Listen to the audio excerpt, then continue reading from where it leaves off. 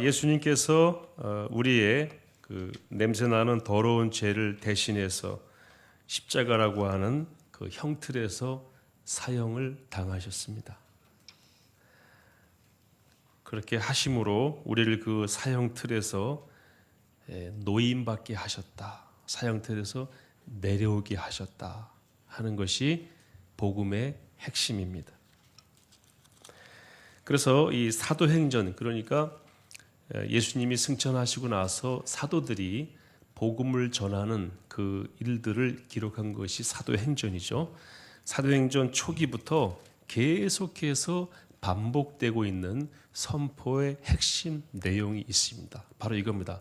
너희들이 죽인 예수를 하나님이 살리셔서 그리스도와 주가 되게 하셨다라는 것입니다. 다시 말씀드립니다. 너희들이 죽인 예수를 하나님이 살리셔서 주와 그리스도가 되게 하셨다. 또는 그리스도와 주가 되게 하셨다. 그리스도라는 말은 무엇입니까? 그리스도는 메시아, 구원자가 되게 하셨고 우리의 주, 우리의 주인이 되게 하셨다. 이것이 그 베드로와 제자들이 사도행전 초기에서 반복해서 행했던 선포의 내용입니다. 그것을 사도행전 3장 36절 이렇게 기록해 놨는데 같이 한번 읽겠습니다. 시작. 그런즉 이스라엘 온 집은 확실히 알지니 너희가 십자가에 못 박은 이 예수를 하나님이 주와 그리스도가 되게 하셨느니라 하니라. 요 선포의 내용이 계속해서 반복됩니다. 너희들이 죽인 예수를 하나님 어떻게 하셨어요? 살리셨어. 주와 그리스도가 되게 하셨다. 그리고 로마서 10장 9절 10절 우리 지난주에 같이 본 말씀인데요. 이렇게 기록되어 있죠. 같이 읽겠습니다. 시작. 내가 만일 내 입으로 예수를 주로 시인하며 또 하나님께서 그를 죽은 자 가운데서 살리신 것을 내 마음에 믿으면 구원을 받으리라. 그 다음 10절 말씀. 사람이 마음으로 믿어 의에 이르고 입으로 시인하여 구원에 이르느니라. 아멘. 명료하죠. 성경은요, 구원에 이르는 길에 대해서 아주 명료하게 말씀하고 있습니다. 지난주에 말씀드린 대로 달리 해석할 다른 여지가 없습니다. 네. 그런데 우리의 고민이 하나 있습니다. 뭐냐면은 만약 예수님을 믿고 고백하고 구원의 확신을 가진 다음에 또 죄를 짓게 되잖아요. 그러면 이 구원이 어떻게 되는 건가? 고민 아닙니까? 그래서 병상에 누워서 혹시 내가 일어나지 못하고 죽는 거 아닌가라는 생각이 들 때에는 이 부분에 대해서 더 깊이 고민을 하게 됩니다. 야, 내가 예수 믿고 영접했지만 내가 돌아보니까 또 이 지은 죄가 많다. 이건 어떻게 되는 건가? 우리의 구원은 영원히 유효한 것인가? 영원히 유지가 되는 것인가? 한 번 구원은 영원한 구원인가? 그렇다면 죄를 지어도 상관없다는 말인가? 구원에 대해서. 자, 결론부터 말씀을 드리겠습니다. 그렇습니다. 왜 그런 줄 아세요? 하나님께서 우리를 구원하신 것은 우리가 죄가 없기 때문에 구원하신 것이 아니기 때문이죠.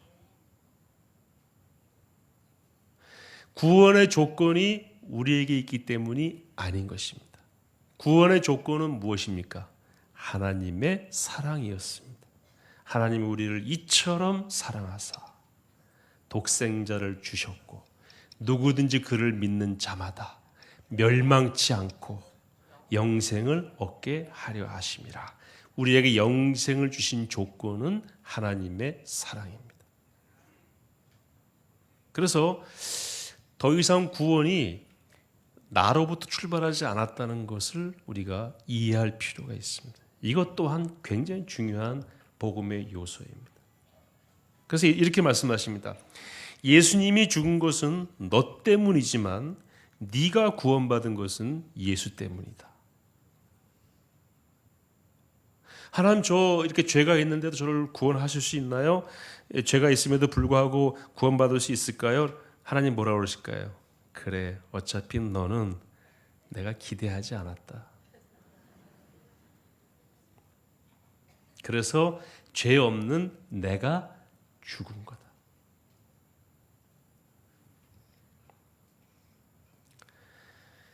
예수님이 우리를 구원하신 것은 우리에게 죄가 없다는 조건 하에서 구원하신 것이 아니라는 것. 여러분 꼭 기억하시고 마음으로 확신하시기 바랍니다. 우리의 죄가 없는 것이 조건이 아니고 하나님의 사랑이 조건이었다. 그리고 하나님은 이 구원을 단번에 이루셨다고 성경에서 말씀하고 있어요. 오늘 조금 하고 내일 그 다음 하고 계단식으로 올라가서 구원에 도달하는 것이 아니고 단번에 끝냈다는 것입니다. 여러분 카톨릭이나 동방 종교회나 러시아 종교회, 물론 이방 종교는 마찬가지지만 다 뭐를 얘기합니까? 너의 행위를 바르게 해라. 그래서요, 그 이슬람 국가에 가면은 죄를 다는 저울 같은 게 있어요.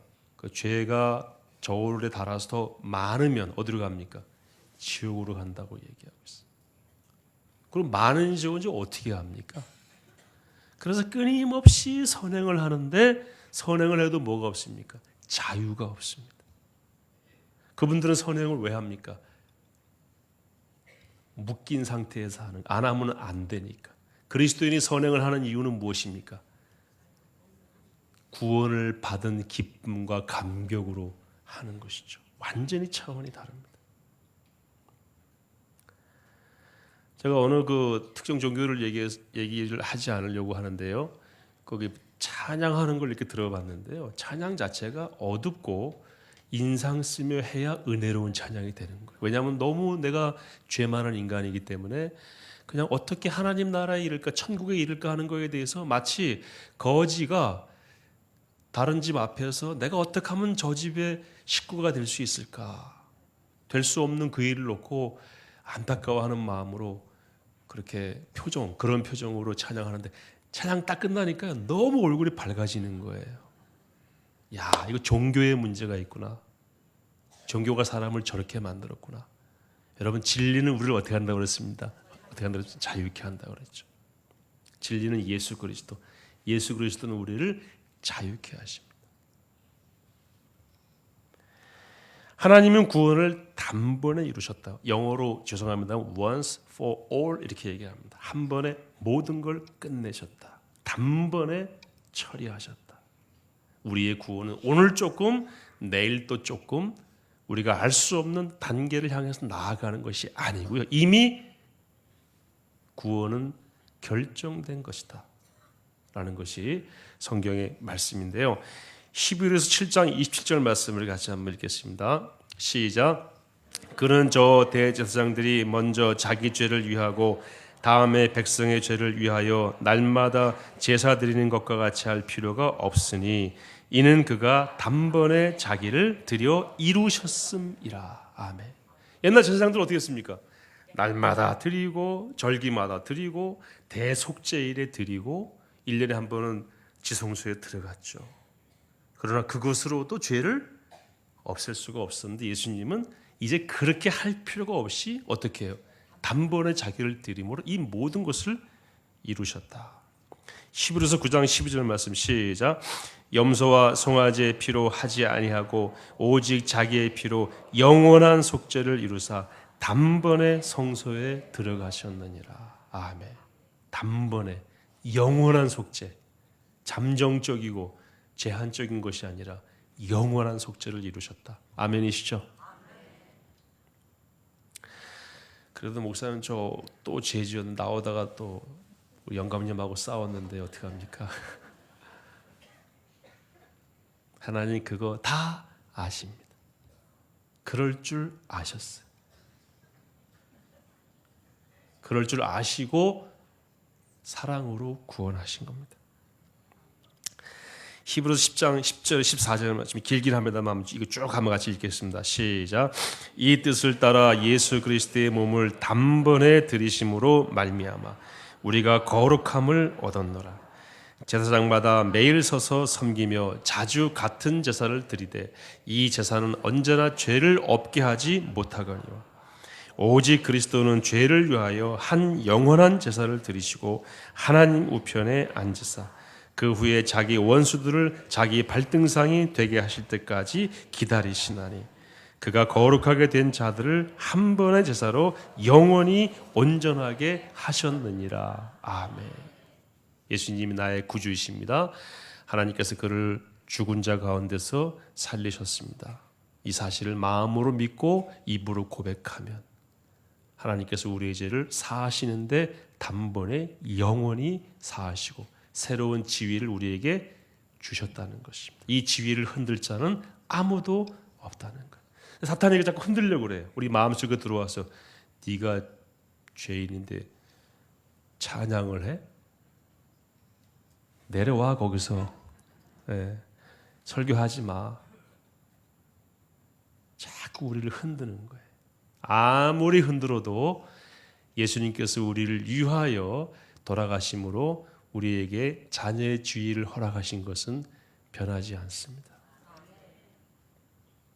만약에 우리가 죄를 지으면 다시 우리의 구원이 취소가 된다고 한다면 애초부터 구원은 없는 것입니다. 119 구조대가 사람 구하러 왔다가 이 사람은 노력을 별로 안 해요. 너 노력 좀 해라. 너 참 부족하다. 물에 빠져가지고 허우적거리는데 오죽하면 구조하러 갔겠어요. 구조하러 가서 하는 얘기가 너는 수영도 못하냐? 에이, 너 부족해서 안 되겠다. 돌아오면은 그 대장이 뭐라고 그러겠어요? 너 참 잘했다. 그러겠어요? 너는 뭐 하러 간 거야? 그럼에도 불구하고 구조해 와야지. 구조대가 잘못된 것이죠. 하나님의 구원이 중간에 취소가 된다면 애초에 구원은 없는 것입니다. 그런데 이렇게 가르치는 교리도 있습니다. 예를 들어요. 다윗도 타락했고 베드로도 예수님 부인하지 않았는가? 그거와 구원의 문제는 다른 얘기입니다.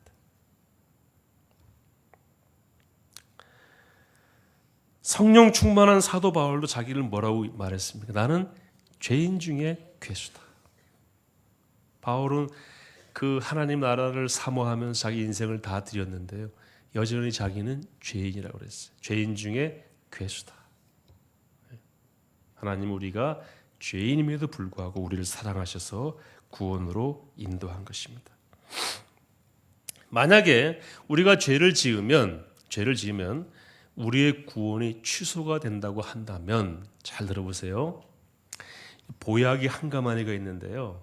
이거 잘 먹었어요. 보약 한 가마니하고 독약 한 컵하고 어떤 것이 더 셀까요?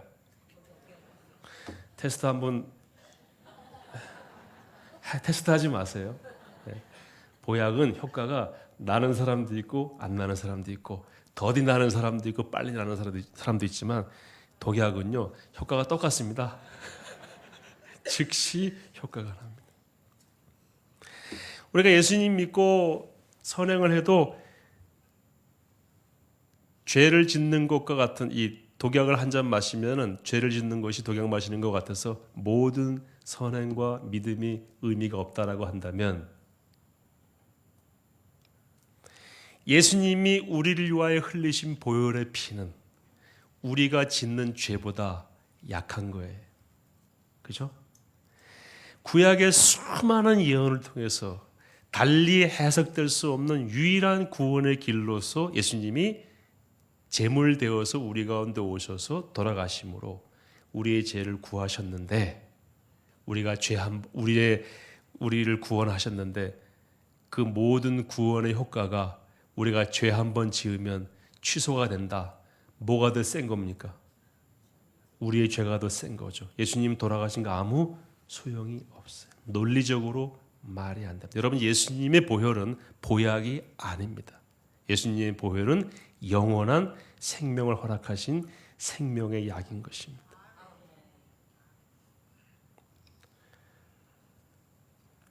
마틴 루터가 자기 친구와 함께 이제 복학을 위해서 학교로 가다가 자기 친구가 벼락 맞아 죽게 되죠. 그 당시 루터는 법학을 전공했었습니다.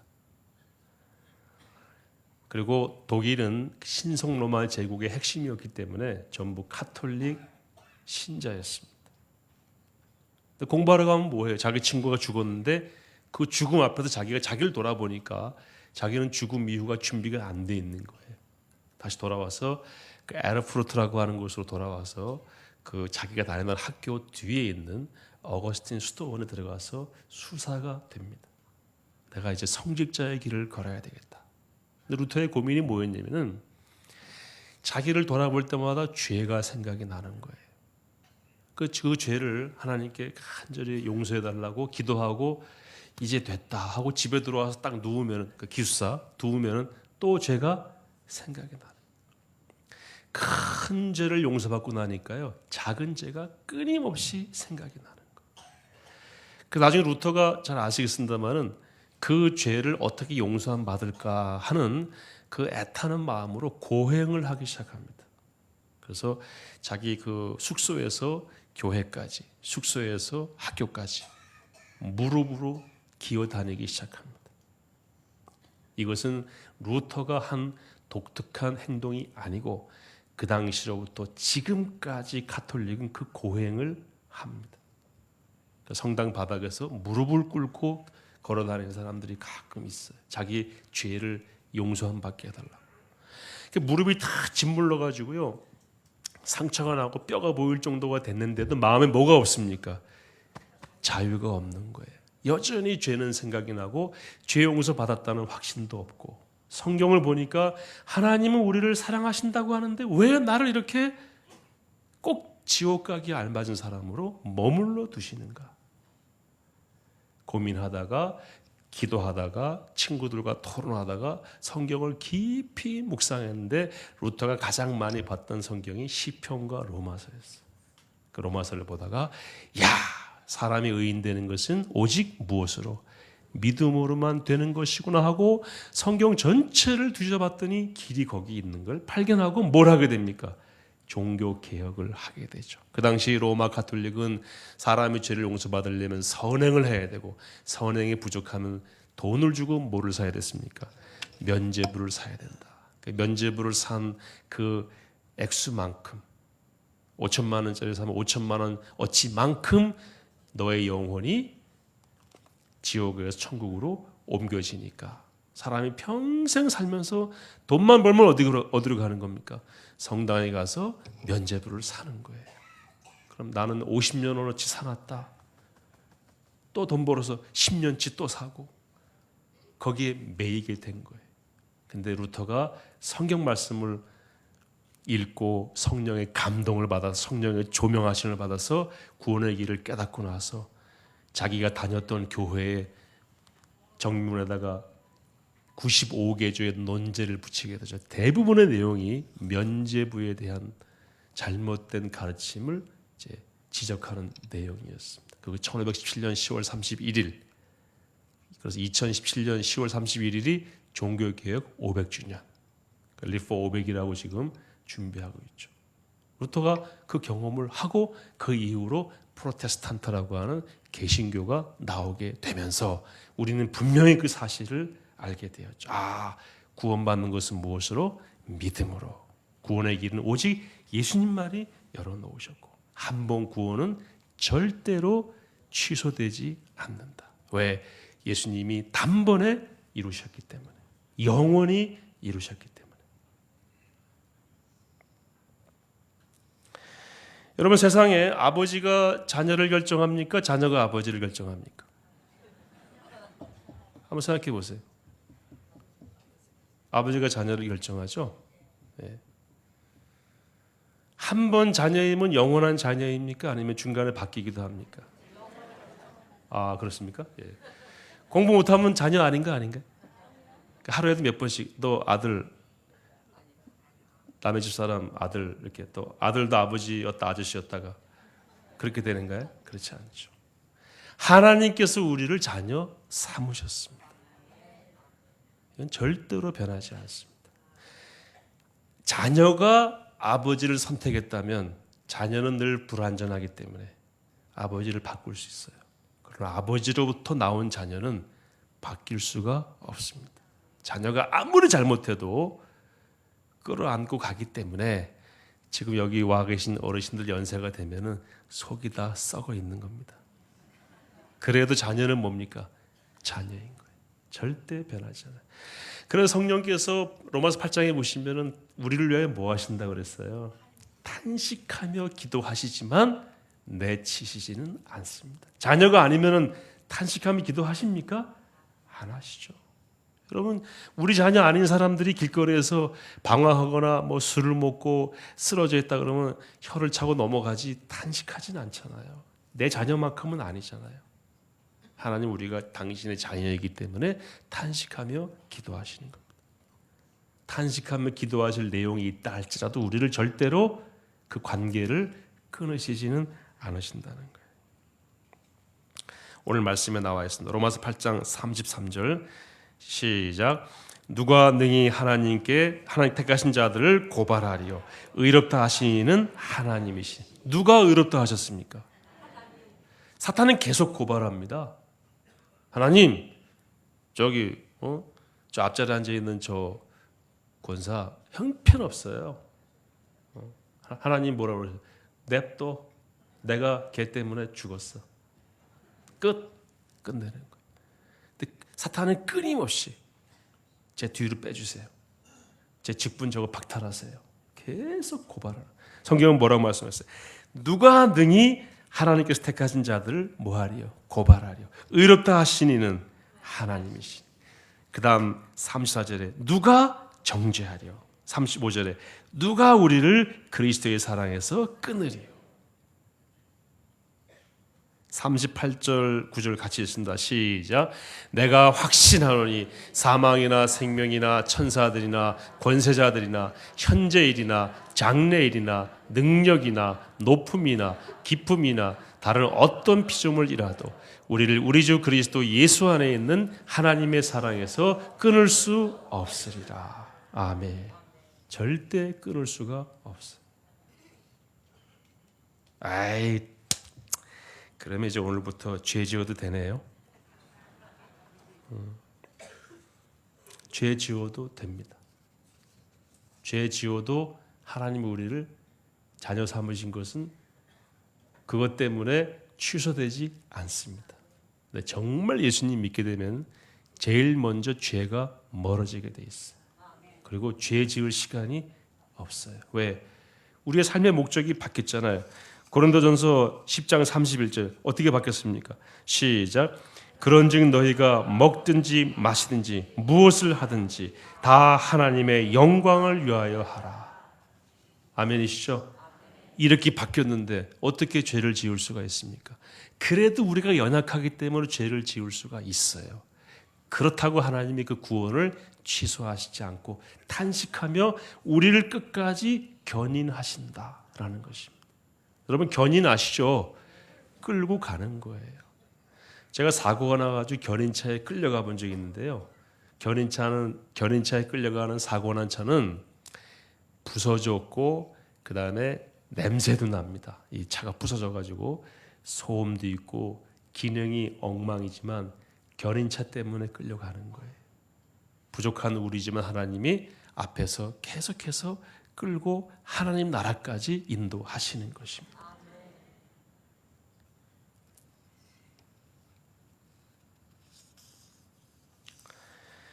죄 지을 시간과 여유가 없습니다. 그리고 너무 감사해서 그렇게 못하고 죄를 지으면 바로 회개하게 돼 있어요. 그래서 우리 맨날 와서 뭐라고 얘기합니까? 주여 주여 내가 비오사 내 말 들으사 누구 오라 하실 때 죄인 오라 하실 때 죄를 부르소서 그렇게 안 하죠. 누굴 부르라고 그래요? 나를 부르소서. 저는 그 찬양이 우리 그리스도인의 정체성을 드러내는 찬양이라고 봅니다. 죄인 오라 하실 때 날 부르소서. 재밌는 것은요, 감옥 가가지고 죄인 나와 그러면요 다 안 나와요. 나는 죄 지은 거 없다고, 나 억울하게 여기 들어와 있다고. 죄 지을 시간이 없고 죄를 지으면 안 되지만 늘 죄에 대해서 민감하게 하나님 앞에서 내가 죄인입니다 라고 고백하며 하나님의 정결을 덧입으려고 하는 것이 그리스도인의 구원받은 그리스도인의 정체성이라는 것입니다. 얼마 전에 몇 년 전에 그 장안에 화제가 됐던 영화 가운데 밀양이라고 하는 영화 아시죠?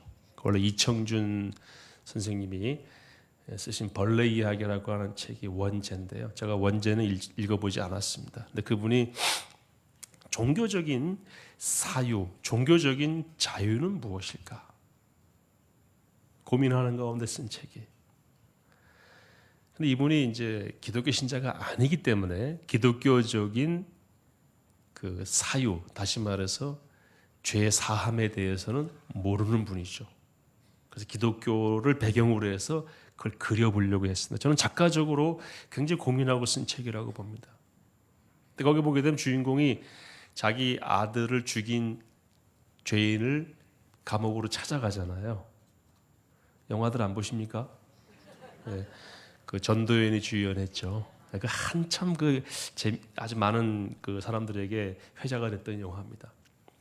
갔더니 그 안에 있는 죄수가 얼굴을 밝게 나와가지고 나는 이 안에서 예수님 만나서 죄를 용서받았다라고 말하니까 전도연이 뭐라고 얘기해요? 내가 용서하지 않았는데 누가 용서했느냐고. 쉽게 말해서 돌아버려요. 어떻게 이런 일이 있을 수 있냐고.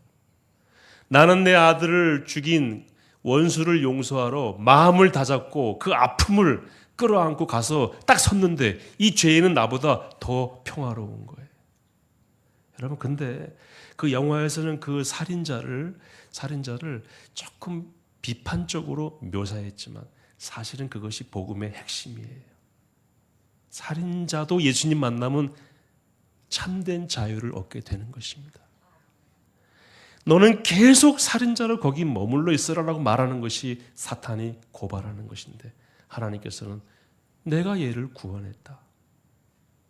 근데 그거를 잘 작가가 못 그렸습니다. 그런데 비슷한 내용인데 여러분 도스토옙스키의 죄아벌 아십니까? 도스토옙스키는 제대로 예수 믿은 사람이에요. 거기에는 라스콜리니코프라고 하는 그 노파를 죽인 살인자, 그 살인자가 유배 가서 소냐라고 하는 여인을 만나고 그가 전해준 성경을 읽으면서 자유를 얻게 됩니다. 그걸 잘 묘사했어요. 진정한 자유는 예수 그리스도를 믿는 믿음 안에서 가능하고 그렇게 주어진 자유는 누구도 훼손할 수가 없습니다. 우리는 그 자유를 입은 자들입니다.